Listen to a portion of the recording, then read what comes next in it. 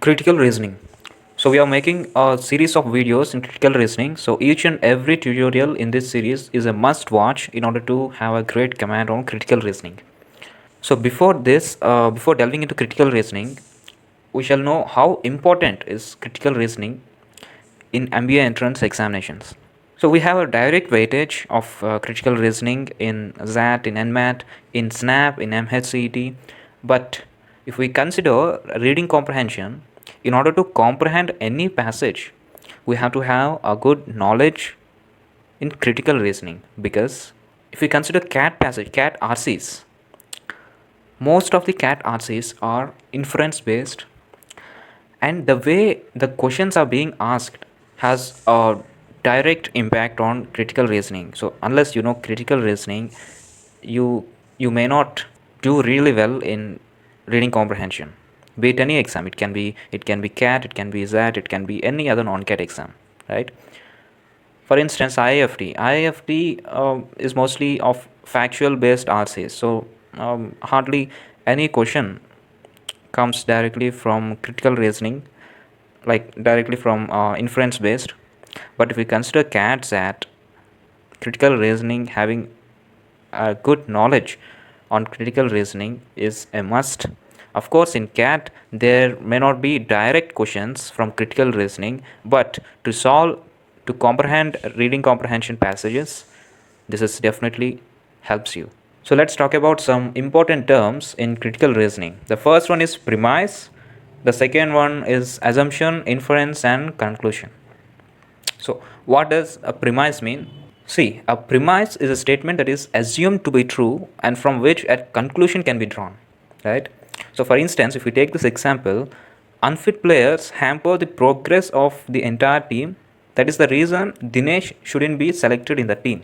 So we have to select a statement that is assumed to be true, and from the selected statement, a conclusion can be drawn. So if we consider this example, unfit players hamper the progress of the entire team. Here the premise is unfit players hamper the progress of the entire team. So if we consider the whole example, right, from unfit to team, right? So unfit players hamper the progress of the entire team. This is the premise because this is a statement in which we assume to be true. We assume this statement to be true, and we can conclude, we can give our own conclusions with the help of this statement, right? With this statement as a reference point, right? If we consider assumption, an assumption is a statement which can be either true or false, but is accepted as true only for the purpose of the argument which follows. So if we consider this example, unfit players hamper the progress of the entire team. That is the reason Dinesh shouldn't be selected in team. So it can be noted that in this case, the assumption can be Dinesh is unfit, right? Dinesh is unfit. That's the reason why he shouldn't be selected in the team. So this is our assumption. It can be true. It may be true. It may not be true, right? It may be true means it may not be, right? So even though Dinesh is unfit, this is an assumption, and this is not mentioned explicitly in the in the example. Nowhere it's mentioned explicitly that Dinesh is unfit, but from this we can derive this assumption. Why? Because unfit players hamper the progress of the entire team. If it is said that that's the reason Dinesh shouldn't be selected in the team, what does this mean? Dinesh may be a unfit player, that's why he shouldn't be selected in the team. So even though it's not mentioned explicitly anywhere, but without this assumption, the argument falls. So the entire argument falls. Then what about inference? So inference is logically derived on the basis of the given data, given factual data, which along with the assumption lead to the conclusions, right? So it's a logical process of drawing the conclusions from a collection of data and relationships between data and potential conclusions. If we consider the same example, unfit players hamper the progress of the entire team. That's the reason Dinesh shouldn't be selected in the team. So in this case, what can we derive? So what can our inference be? So we can say that we can infer that Dinesh is going to hamper the entire team. That's why he shouldn't be selected.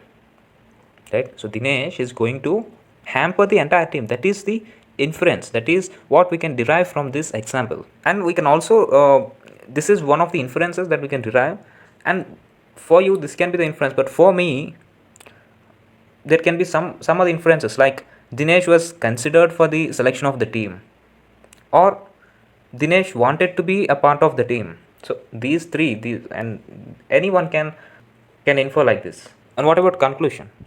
A conclusion is a final proposition which is arrived at after the consideration of evidence, assumptions, or premises. If we consider the same example, the conclusion can be Dinesh shouldn't be selected in the team, right? So Dinesh shouldn't be selected in the team. This can be the conclusion. So after reading the entire example, what can we conclude? This is all about hampering the progress of entire team by the unfit players. So Dinesh, our assumption is that Dinesh is an unfit player, so he shouldn't be selected in the team. So he shouldn't be selected in the team. That is the conclusion. So it can be theoretical. This is a theoretical approach, yes, but we will be taking many examples. You will be very much clear about critical reasoning, and your strength will be critical reasoning. Let's take this one more example. Recruitment managers dislike candidates who are not punctual and who arrive late for interviews. Hence, it is unlikely that Ram will be selected for the job today. So just do this exercise. What can be the premise, what can be the assumption, inference, and conclusion? Just pause the video and try to figure it out. So what can be the premise here? Recruitment managers dislike candidates who are not punctual and who arrive late for interviews, right? So we assume this one to be true, in which we can make conclusions from this. So we can state that recruitment managers dislike candidates who are not punctual and who arrive late for interviews. So this can be the premise of this, right? And what can be our assumption? Our assumption is that Ram was late for the interview, because if we consider the second statement, hence it is unlikely that Ram will be selected for the job today, right? So unlikely that Ram will be selected. What does this mean?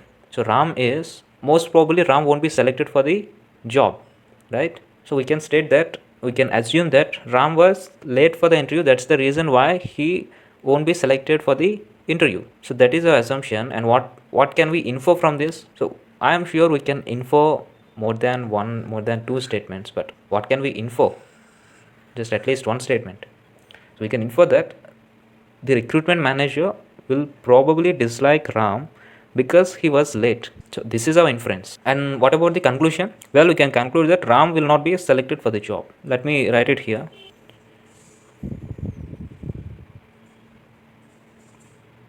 Now let's look into some common flaws in critical reasoning. The first one is the association causation flaw. So what does this mean?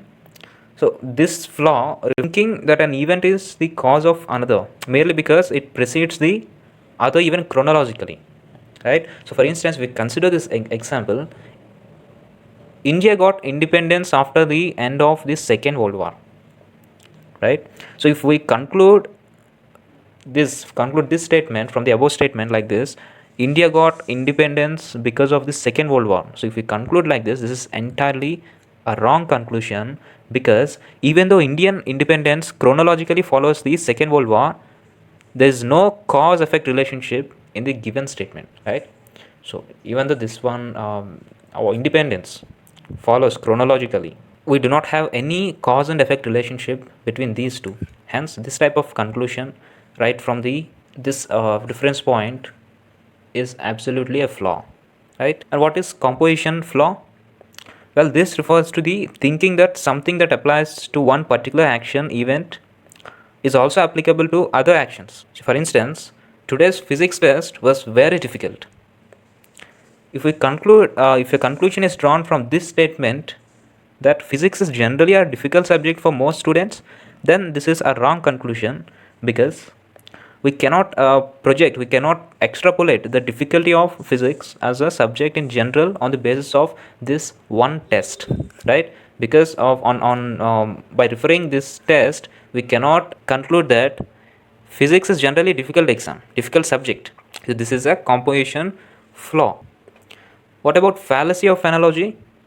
This refers to the thinking that the line of reasoning used in one scenario also applies to another scenario by assuming that all other parameters remain the same. For instance, students who study for 8 hours a day are successful in the examination. So sportsmen who want to win tournaments should practice for 8 hours every day. This argument is entirely faulty because the reasoning for success in studies cannot be applied directly to sports, right? So this, in the first case we considered studies, right? In second case we considered sports. We shouldn't apply this reasoning on this, right? So we shouldn't compare these two because these two are different sectors. So this is the fallacy of analogy. There is no analogy, right? What's meant by red herring? Red herring means being diverted from the actual argument by some topic, right? By some topic which seems relevant but is actually not related to the argument. For instance, people who do not want to pay income tax according to the law should not be forced because the government has other sources of revenue which it can use to cover the deficit. This is absolutely faulty because the law should be enforced regardless of whether the government can cover up the deficit caused by people breaking the law. So, what's the general meaning of red herring? Red herring is something that misleads or that something distracts from a relevant question, right? So, it may be either a logical fallacy or a literary device that leads readers or audience towards a false conclusion. So in this case, the law should be enforced regardless of whether the government can cover up the deficit caused by people breaking the law. So the next flaw is argumentum ad populum. So what does this mean? This refers to the assumption that a particular argument is valid because many people think so.